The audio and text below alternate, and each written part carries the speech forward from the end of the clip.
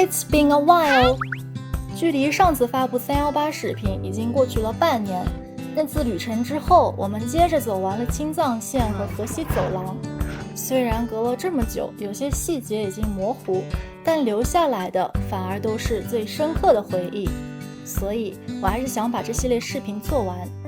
书接上回，完成318自驾后，我们驶向了下一站，几乎全程都在修路的青藏线109国道。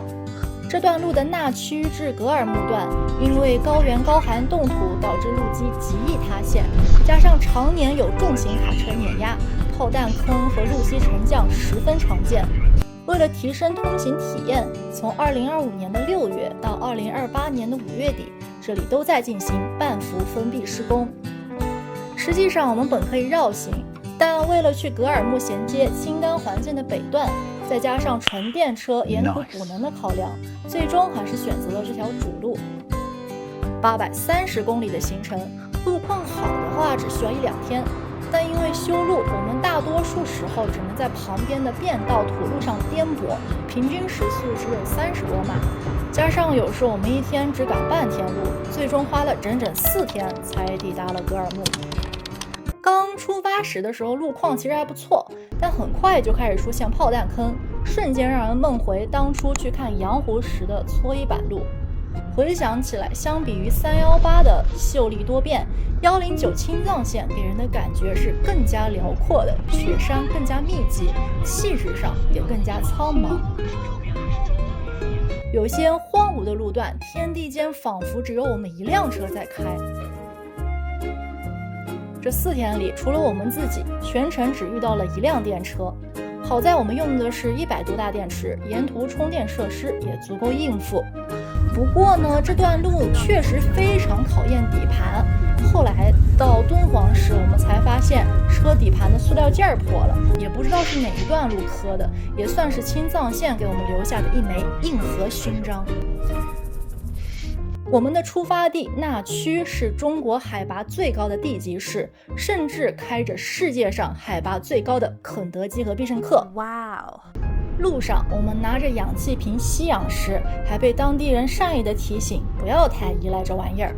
其实呢，这已经是我们在高海拔地区的第14天了，身体早已适应，并没有明显的高反，只是稍微走快了还是会觉得喘。第一天，我们住在海拔4800米的安多县城。作为纳曲下辖县，它不仅是世界上海拔最高的县之一，也是长江的源头所在地。县城里有一座号称世界海拔最高的唐古拉山陈列馆，里面详细展示了青藏高原的地质生态和民俗文化。说到这里，西藏其实还有一座叫念青唐古拉山，很容易和青藏交界处的唐古拉山弄混。其实呢，唐古拉在藏语里是高原上的山的意思，所以名字虽然像，却是2座不同的山脉。另外，唐古拉山也是长江、怒江和澜沧江的发源地。大家常听说的3江源其实是长江、黄河和澜沧江，并不包括怒江。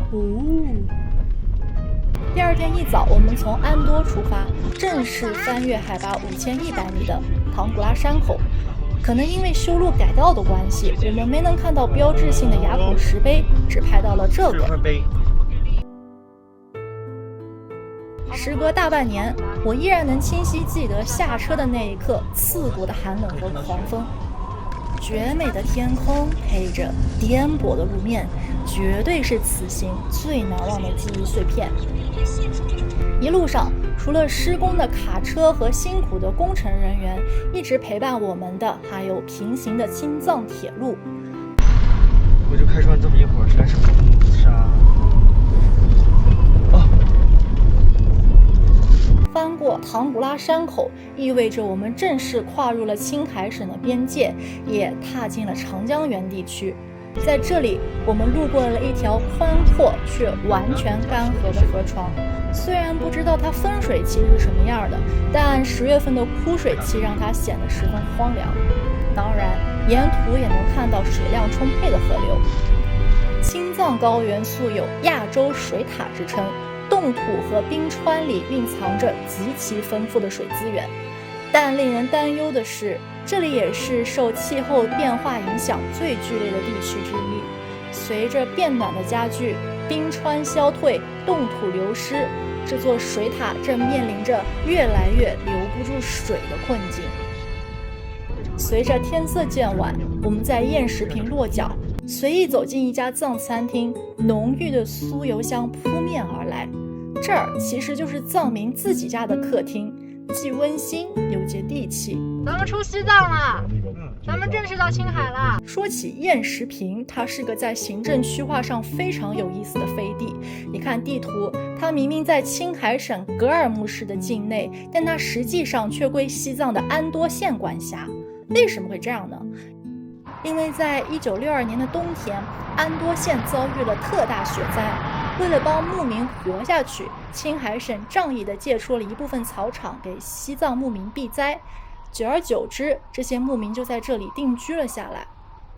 到了2001年，为了解决两省之间长期的划界和放牧纠纷，国家做了一个非常人性化的特殊裁决。